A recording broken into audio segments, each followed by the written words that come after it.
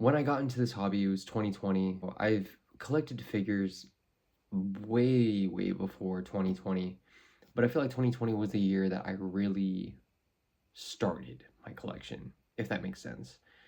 I delved into my figure collection and scoured the depths of the internet to find, figures of characters that I really liked from shows. From there, I feel like I kind of burned myself out by just going in full steam, just straight whoosh into the hobby. And I feel like a lot of people, including myself, obviously, I mean, it's happened to me, but when they get into something new, they kind of like full head of steam, just straight into the hobby. And I feel like that's what I did. And I bought a lot of figures at a super like immense rate. Like my collection went from, a couple figures to freaking more than 20 to 40 to 60. Like it just kept going up. That just brings me to another point, which is, like affordability. I felt like affordability wise, it was really hard to continue growing my collection because when I got into it, I had a job. Well, I worked, and a lot of the money that I used was towards my collection. And I took a back seat and I stopped working, and that made it really, as you could imagine, really hard to expand a collection that requires you to buy stuff. Go figure. On the topic of money, on the topic of pricing, I feel like figure companies now are starting to like severely overcharge for the product that they're giving.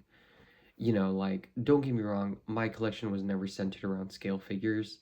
I do have numerous scale figures. I could probably count them all on one hand to be honest, but the fact of the matter is that my collection is mostly comprised of, Nendoroid figures because I feel like, they're very small, they're easy to collect, um, the accessibility and kind of like overall collectability is just really high, or at least it used to be, in my opinion, for those kinds of figures. And nowadays, it feels like Good Smile Company is skimping out extremely on their Nendoroids. And I like the most recent Nendoroids I've collected were the Haikyuu Nendoroids. And even so, those were like older ones. Like I feel like the most recent Haikyuu Nendoroid are like the Mia twins. I'm looking over at my collection right now because I have a bookshelf for that stuff. Or potentially like my Blue Lock Nendoroids. I feel like those were my most, or yeah, I think on my channel, Ren and Reo were my most recent reviews. And, it seems like every single time I review a Nendoroid or a new figure that comes out, I'm always finding myself saying, I wish they came with more accessories. I wish they had this. I wish they had that. The price is this. The price is that. And, you know, back when I first started making reviews, I felt like it was a grab bag of, yeah, there was some stuff that was like overpriced and you don't really get what you pay for. And then other stuff was like amazing for what you get and what you pay for, you know? But I feel like nowadays you don't get what you pay for. Good Smile is just increasing their prices. The quality I feel like is not improving, and then the accessories, like the whole point of Nendoroids are so that they can be displayed, they can be customized. And it's like if you're not giving us any options, it's like, dude, I'd much rather buy like a different figure that I don't need to customize. But then when you buy a figure that you can customize, you would want accessories to customize because that is the whole point of it.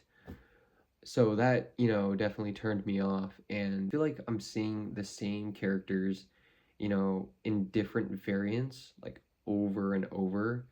And it gets old. Like I wish, like don't get me wrong, I'm a Haikyuu fan, right? But they recently announced like school uniform outfits, and it's like, dude, those four Nendoroids, like don't get me wrong, for the people that really like the school uniform ones, like hey, kudos to you. I personally just like them better in their uniforms, um, their volleyball uniforms, because they're both uniforms. But it's like, you know, those four, I guess, like the marketing and like all of the funding that they had to use to make that kind of stuff, the manufacturing costs, it could have went towards like a new Nendoroid. You know, like Hoshiumi's Nendoroid, you know, he's a new and upcoming character that we saw in season 4, and we're gonna see him in the upcoming movie. Sakuza. There we go.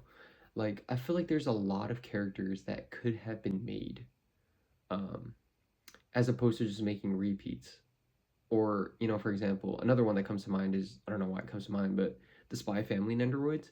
Like, yeah, they came out with, you know, Yor, Lloyd, and Anya, but it feels like they came out with like 2 or 3 versions of each of those characters. Like, the basic one, or the original one was fine. Like, I feel like they didn't have to do that. And I feel like Good Smile's like, not really complaining, but you know, they're talking about reducing plastic waste and like all of this kind of like stuff, which is why they tried to change the packaging, which obviously, as an indoor collector, wasn't a fan of it. But it's kind of ironic. They wanted to reduce plastic waste, but then here they are pumping out a ton of figures that, like, I wouldn't say no one asked for, but again, I could just be talking out of my butt right now, but I feel like they could have just either A, not produced them, or B, produced other stuff, you know. And I saw like other people, you know, talk about how what they could do is like increase the prices so that the people who really want it will buy it. But then it's like, dude, the prices are already like hella high. Like, what the hell, these like, if they raise it even more, I feel like no one would buy it. Because then at that point you're paying what, $70, $80, $90 for a Nendoroid? Like, for a Nendoroid, that is like, that at least that used to be the price or going rate of like some scale figures, like 1/8 and 1/7 if they were like pretty basic, but like still well sculpted, which is like crazy to think about. It's like, dude, what the hell? Another way that I kind of just went a different direction was to do photography. And I really, really enjoyed figure photography, you know? Not that I don't anymore, but it's harder to do figure photography because I feel like the inspiration is like kind of fizzling out. Like, I remember when I produced my photo of Zenitsu, which was at Anime Expo, that was like a random, just like, I want to do something of that sort. You know, I kind of want to produce, you know, good stuff because, you know, I look back at like all of my old photos and I think to myself, I could have done better. But then again, there's a beauty in like growing as a photographer, as a collector. You know, I see the progression from my very first photo to my most recent photo. Like, I feel like, you know, my editing skills have gotten a little better. The way that I utilize backgrounds, utilize, you know, the camera that I have more. And, you know, of course, I'm not going to one up every single time. Every single photo is going to get better and better and better.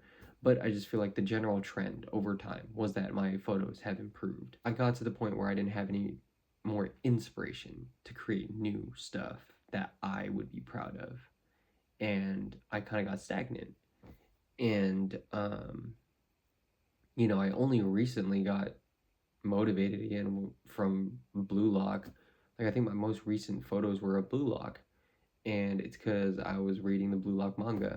And I feel like for the most part, those photos came out pretty good, you know, for what they were. Still love anime, and I still enjoy, you know, manga. I still enjoy the hobby as a whole. And it's not that I'm gonna stop collecting. I will continue to collect here and there, but I feel like what I add to my collection definitely have to like stick out to me, or they really have to like wow me in a sense. And you know, it seems like my reviews as of late, or not it seems like, but they are getting shorter. And the whole reason for that is because I want to make my content a little bit more palpable to digest or to kind of take in. Because when I rewatched, you know, a lot of my older content, it's like a lot of it was very drawn out and very slow. But I feel like my audience retention wasn't as good that way.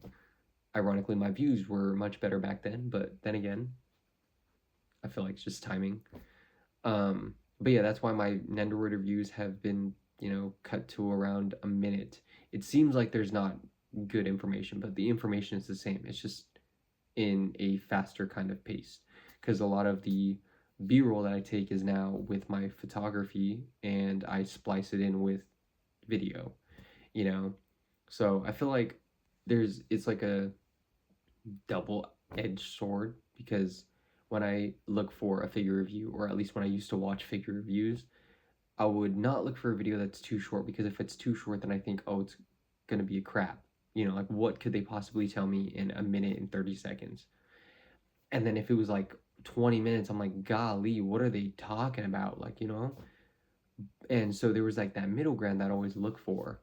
A lot of that is, like I said, just burnout, collection burnout. It's too expensive to buy new figures. Channel direction. Like I said, moving forward with this channel, I do want to keep uploading stuff. But I just don't know what I would upload. But yeah, that being said, it's your boy Athletic Weeb, and I'm out. Peace.